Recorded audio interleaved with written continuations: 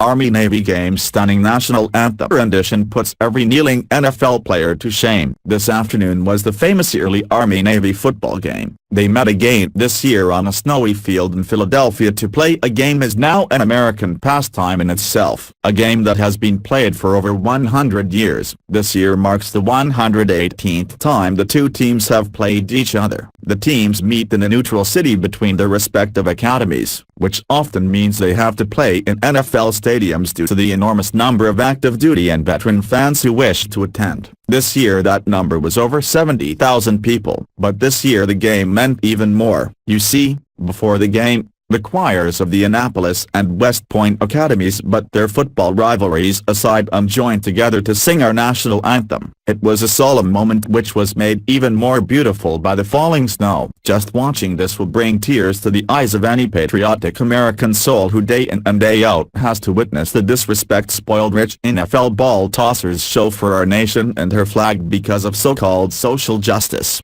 The 49ers stadium is as empty as it deserves to be. In the last few seasons the 49ers played at Candlestick Park. I got into the gate for roughly $50 per game. The swarms of ushers and ticket checkers customary at modern professional sports games were conspicuously absent at the old Concrete Bowl, and so by the end of the 2013 regular season, I'd found a permanent place in the lower level on the 45-ish yard line, visitors' side. I was welcomed in without a real seat by some older white men from Berkeley who'd inherited their season tickets from their father, whom they told me had held season tickets for the 49ers' entire 42 years at the Stick, and a wild, often drunk man in his mid-30s who drove in from Fresno and wore things like Batman masks with a 49ers cape.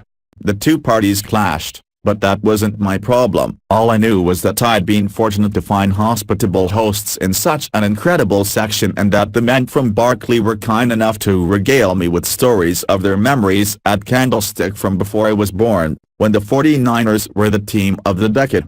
The seats faced the big hill that made up the western border of the property. When the sun began to set in usually the third quarter or so, the sky would often turn bright. Vibrant colors that made the whole aesthetic more than was deserved by what was really a comically antiquated stadium that somehow smelled stale no matter what time you were there.